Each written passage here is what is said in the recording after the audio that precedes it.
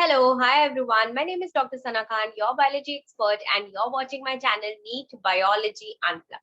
So, how you all are doing? I hope you all are doing good, studying hard, working for your dreams, right? Because everybody needs to work hard because हमेशा याद रखो कि मेहनत करने वालों की कभी हार नहीं होती है. कभी कभी हमारा जो सक्सेस है वो लेट हो सकता है, लेकिन सक्सेस आएगा ही आएगा अगर आप मेहनत करते हो. ठीक है. सी अभी तक अगर आपने देखा है तो हमने circulatory pathways and structure of heart cover किया था, correct. I was telling you in the last lecture कि हमारा जो कंडक्टिंग सिस्टम ऑफ हार्ट है, then cardiac cycle, these are the two main concepts which are remaining in this chapter. तो उसमें से आज हम एक ही छोटा सा कॉन्सेप्ट लेंगे जिसको हम कहते हैं conducting system of heart. It's a very short concept, easy concept and easy to understand. ठीक है. But before starting with the concept, I would like to ask you, are you all liking the MCQs which I am uploading? ठीक है. अगर आप ये video देख रहे हो, आपको MCQs पसंद आ रहे हैं तो कमेंट सेक्शन में लिखो यार. क्यों नहीं लिखते हो कमेंट सेक्शन में? जितना ज्यादा आप कमेंट करते हो, अच्छा हो या बुरा, it boost me up to make the videos.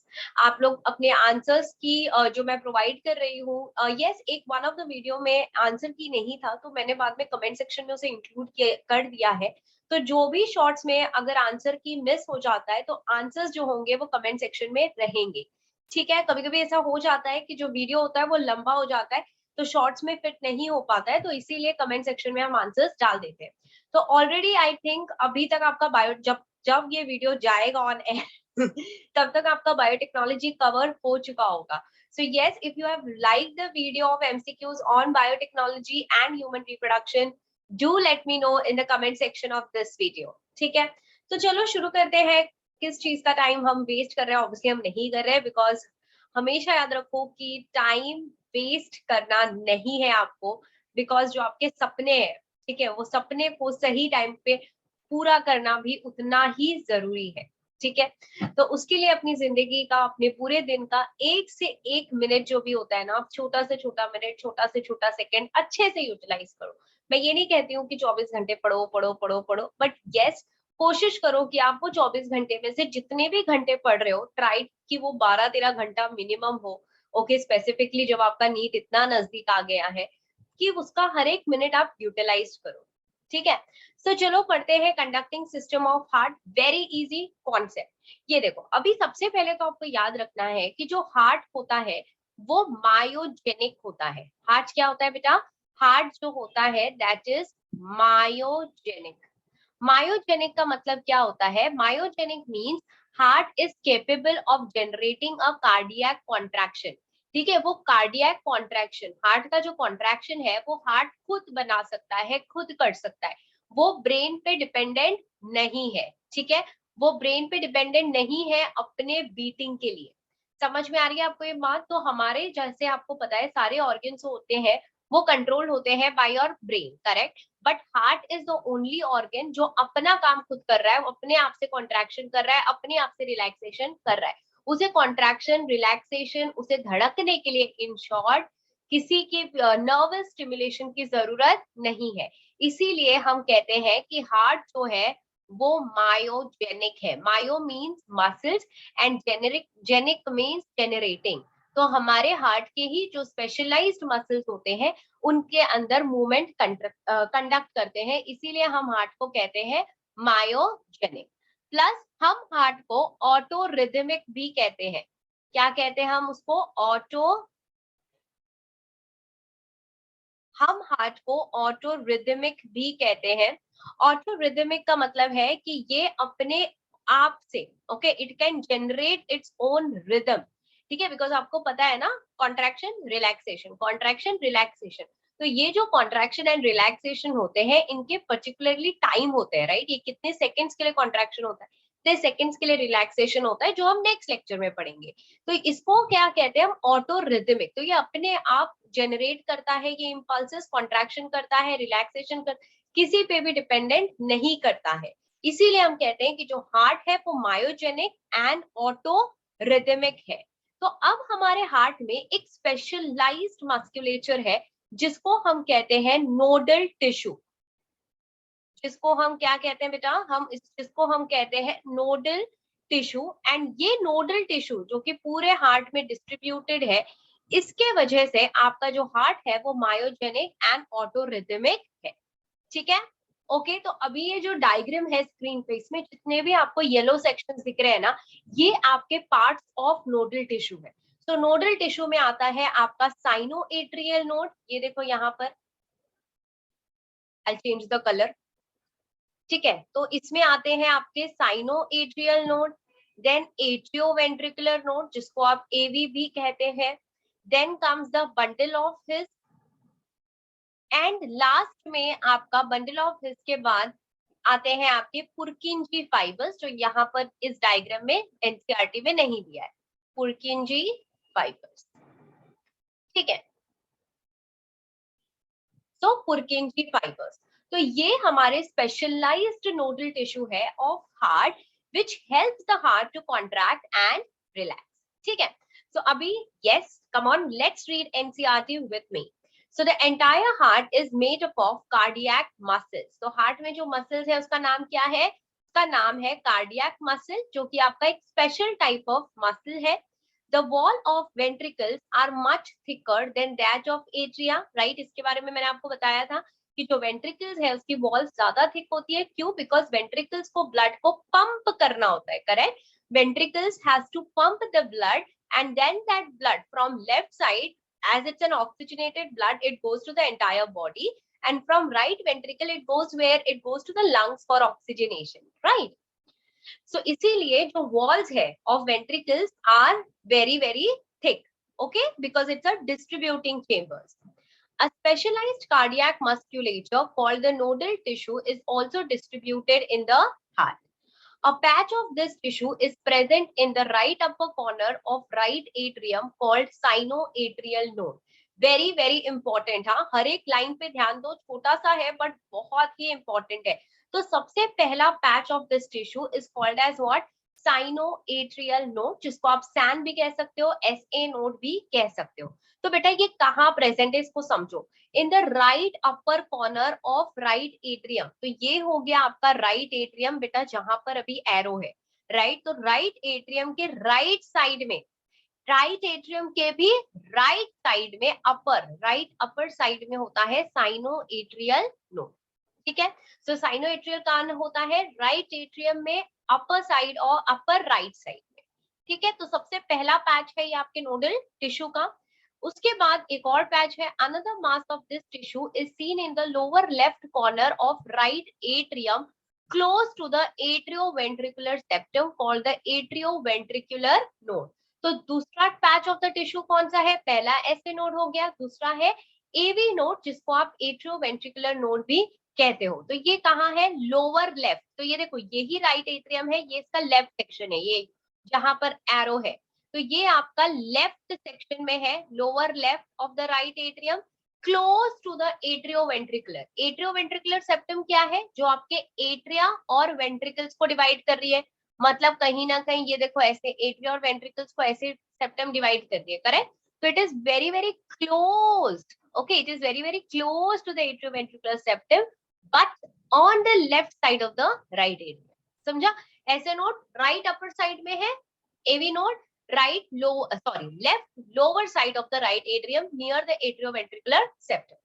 Clear है? दोनों की पोजीशंस क्लियर है, दिमाग में चली गई है? चलो, फिर bundle of nodal fibres, atrioventricular bundle, continue from the AVN which passes through the atrioventricular septum to emerge on the top of the interventricular septum and immediately divides into right and left bundle.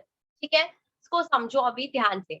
अब bundle of nodal fibres, तो एक bundle जैसा है, ठीक है, atrioventricular bundle, जिसको आप क्या कहोगे? एट्रियो, बिकॉज ये एवी नोड से आ रहा है ना बेटा। ये देखो यहाँ पर, I think I should use green colour, right? ये देखो, ये दिख रहा है एट्रियोवेंट्रिकुलर बंडल। तो आपके एवी नोड से जो मास ऑफ फाइबर्स आ रहा है उसको हम कह रहे हैं atrioventricular bundle which passes through the atrioventricular septa. मतलब ये एट्रियो, ये देखो, ये आपका एट्रियोवेंट्रिकुलर सेप्टा है, ये देखो ऐसे दिख रहा है, ये देखो।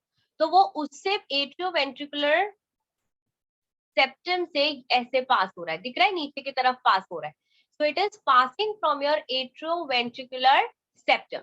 ठीक है, तो एट्रियोवेंट्रिकुलर बंडल जो है वो पास हो रहा है आपके एट्रियोवेंट्रिकुलर सेप्टा एंड एमर्ज हो रहा है in the interventricular septum. Interventricular septum means जो दो वेंट्रिकल्स के बीच में जो सेप्टम होता है उसको हम कहते हैं इंटरवेंट्रिकुलर सेप्टम. तो this is somewhere interventricular septum जो दो वेंट्रिकल्स के बीच में है.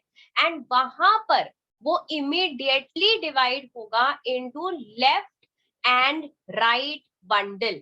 किसमें डिवाइड हो रहा है वो, ये देखो ये ब्लू वाला जो बनाया है वो इंटरवेंट्रिकुलर सेप्टम है एंड यहाँ पर वो डिवाइड हो रहा है इनटू लेफ्ट, ये देखो, एंड राइट. दिख रहा है दो पार्ट में डिवाइडेड हो रहा है. ठीक है, इस कलर्स को हटा देते हैं सो दैट और ज्यादा अच्छे से समझ जाए. ये देखो, तो ये आपके इंटरवेंट्रिकुलर सेप्टम, ये देखो इंटरवेंट्रिकुलर सेप्टम में आ गया एंड डिवाइड हो गया इनटू राइट एंड लेफ्ट. समझ में आया. तो एवी नोड से निकला है तो इसलिए उसको हमने कहा बैंड्स ऑफ एट्रियोवेंट्रिकुलर बंडल, जो कि आपके एट्रियोवेंट्रिकुलर सेप्टम को, पहले एट्रियोवेंट्रिकुलर सेप्टम से ऐसे जा रहा है, कहां पर पहुंच रहा है, इंटरवेंट्रिकुलर, दो वेंट्रिकल के बीच में जो सेप्टम है तो वो वहां पहुंच रहा है in the interventricular septum. And जैसे ही वहां पर आता है वो डिवाइड कर देता है इनटू लेफ्ट एंड राइट. किसमें डिवाइड करता है, into left and right bundle. ठीक है, सो अब ये वाला जो पार्ट है जब वो डिवाइड कर रहा होता है, जब एवी नोड से निकलता है तो उसको हम कहते हैं बेटा बंडल ऑफ हिस. क्या कहते हैं हम उसको, बंडल ऑफ हिस. तो एवी एसए नोड, एवी नोड से जो बंडल आ रहा है, बंडल, ओके मैंने कहा ना एवी नोड बंडल कह लो आप उसको, या फिर आप उसको कहोगे bundle of His. To be more peculiar call it as bundle of His, not AV bundle, otherwise you will get confused. ठीक है, तो उसको हम क्या बोलेंगे, बंडल ऑफ हिस. फिर ये बंडल ऑफ हिस राइट और लेफ्ट में डिवाइड हो रहा है एंड देन इस ब्रांचेस से, ये देखो दिख रहा है, ये देखो ये दोनों आपके, एक राइट वेंट्रिकल में जा रहा है एक ब्रांच और एक जो है वो आपके लेफ्ट वेंट्रिकल ब्रांच में जा रहा है. So these branches give rise to minute fibers through the ventricular musculature of the respective sides and are called Purkinje fibers. तो ये बंडल से ऐसे छोटे छोटे छोटे छोटे फाइबर्स आएंगे एंड ये फाइबर्स को हम कहेंगे पुरकिंजी फाइबर्स. ये देखो, ठीक है, तो बंडल ऑफ हिस राइट और लेफ्ट, आपके राइट वाला राइट वेंट्रिकल, लेफ्ट वाला लेफ्ट वेंट्रिकल में जाके छोटे छोटे फाइबर्स देगा जिसको आप कहेंगे पुरकिंजी फाइबर्स. तो नोडल मस्कुलेचर क्या है, S A node, AV node, bundle of His and Purkinje fibres. चारों की position very important. S A node right atrium upper right corner, AV node right atrium lower side on the left corner towards the atrioventricular septum. फिर AV node से निकलता है bundle of हिस जो आपके atrioventricular septum के cross होकर interventricular septum पे आता है, जहां पर वो राइट एंड लेफ्ट में डिवाइड हो जाता है. राइट वाला राइट वेंट्रिकल, लेफ्ट वाला लेफ्ट वेंट्रिकल में जाता है, वहां पे गिव राइज करता है टू द लास्ट पार्ट जिसको हम कहते हैं पुरकिंजी फाइबर्स. क्लियर हो गया. चलो लास्ट के few points then finish. So the nodal musculature has the ability to generate action potential without any external stimuli. That is, it is auto-excitable. मैंने यहाँ लिखा था ना. तो ये जो nodal musculature है, ये क्या है बेटा, ये है auto-excitable. मीन्स ये खुद से ही एक्साइट होता है, खुद से ही कॉन्ट्रैक्शन प्रोड्यूस करता है. इसको बाहर से कोई स्टिमुलस की जरूरत नहीं है. देखो कितने बच्चे होते हैं जो खुद से ही पढ़ते हैं, मतलब मम्मी पापा टीचर नहीं भी बोल रहे हैं ना तो भी वो बच्चे पढ़ रहे हैं, मेहनत कर रहे हैं, they are auto.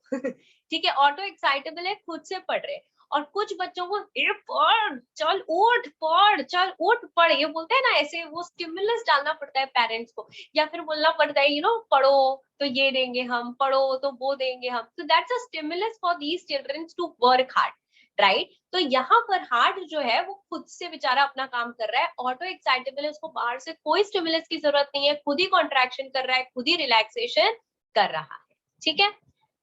Okay, so however, the number of action potential that could be generated in a minute vary at different parts of the nodal system. तो कितना action potential generate होगा अलग अलग part में, because ऐसे node है, AV node है, bundle of His है, Purkinje fiber है, वो vary करता है.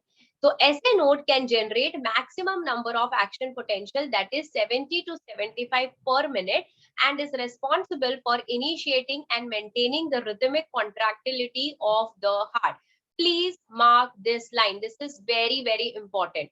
तो जो ऐसे नोड है वो क्या कर सकता है, एक टाइम पे कितने कॉन्ट्रैक्शंस प्रोड्यूस कर सकता है, एक टाइम पे वो maximum number of action potential जो जनरेट कर सकता है दैट इज 70 to 75 पर मिनट. ओके, इसीलिए हम कहते हैं ना, जो हमारी हार्ट रेट है वो कितनी होती है, 72 कह सकते हो आप बीट पर मिनट, या फिर 70 to 75 पर मिनट. एंड यही ऐसे नोड है जो कि रेस्पॉन्सिबल है फॉर इनिशिएटिंग. ठीक है, मतलब मसल्स में जो कॉन्ट्रैक्शन शुरू होता है उसका रीजन है ऐसे नोड. एंड ये कॉन्ट्रैक्शन को proper rhythmic means proper rhythmicity रखना, एक प्रॉपर इंटरवल्स में होने चाहिए ना, उसको रिदमिसिटी कहते हैं. तो उसका ये सारा रिस्पॉन्सिबल कौन है, आपका ऐसे नोड. इसीलिए हम ऐसे नोड को पेस मेकर भी कहते हैं. क्या कहते हैं हम, पेस मेकर मींस वो जो खुद से ही कॉन्ट्रैक्शन एंड रिलैक्सेशन करता है एंड कार्डियक एक्टिविटी को मेंटेन करता है. So our heart normally beats 70 to 75 times in a minute, that is average 72 beats per minute. ठीक है, तो ऐसे नोड जो है वो करीबन कितने बार कितने बार एक्शन पोटेंशियल जनरेट कर सकता है, 70 to 75 मिनट. इसका मतलब क्या है, जो हमारा हार्ट है वो नॉर्मली कितने बार बीट कर सकता है, नॉर्मली बीट करना मींस कितने बार प्रॉपर्ली कॉन्ट्रैक्शन एंड रिलैक्सेशन दिखा सकता है, that is 70 to 75 times in a minute. तो ऑन एन एवरेज हम कहते हैं हार्ट रेट जो होता है that is around your 72 beats per minute. ठीक है, तो हार्ट बीट क्या होता है, देखो हार्ट बीट अभी जैसे मैं कह रही हूँ ना 70 to 75 हार्ट बीट होता है. 70 to 75 हार्ट बीट का मतलब ये होता है कि वो उसमें कॉन्ट्रैक्शन भी आएगा एंड रिलैक्सेशन भी आएगा. ओके, एक हार्ट बीट में क्या होता है, एक हार्ट बीट में बेटा एक कॉन्ट्रैक्शन जिसको आप साइंटिफिकली अब सिस्टोल कहोगे, एंड एक रिलैक्सेशन आता है, एक रिलैक्सेशन जिसे हम कहेंगे अब डायस्टोल. बिकॉज रिलैक्सेशन को हम क्या कहते हैं, रिलैक्सेशन को हम डायस्टोल कहते हैं. तो हमारा हार्ट जो है वो 72 टाइम्स बीट कर रहा है, मींस वो 72 times contraction and 72 times relaxation करता है एक मिनट में. ठीक है, और एक हार्ट बीट में, okay, very very important things I am writing on the screen, please note it down. ठीक है, और एक एचबी मींस एक हार्ट बीट में, या फिर आप हार्ट रेट भी कह सकते हो.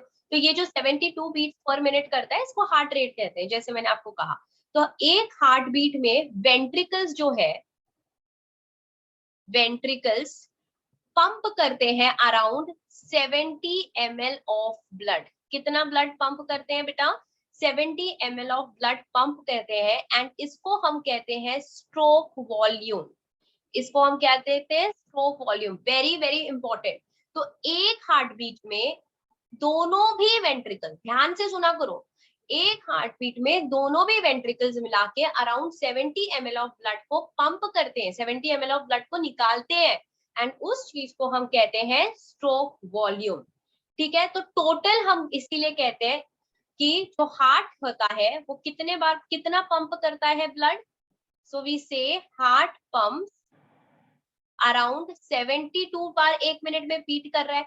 तो 72 इंटू एक बीट का 70 ml. ठीक है, वो अराउंड 504 ml, क्या लिखा है दिख रहा है ना बच्चा, 504 ml ऑफ ब्लड पंप करता है, which is approximately equal to 5 litre. Which is approximately equal to 5 litre. कहते हैं ना हमारे बॉडी में 5 लीटर ऑफ ब्लड है, तो वो पूरा का पूरा जो 5 लीटर है वो एक आपका जो ये क्या कहते हैं, आपका जो हार्ट है वो पूरा का पूरा एक मिनट में पंप करता है. ठीक है, क्योंकि एक हार्ट बीट में वो 70 ml करता है और एक मिनट में होते हैं 70 to 72.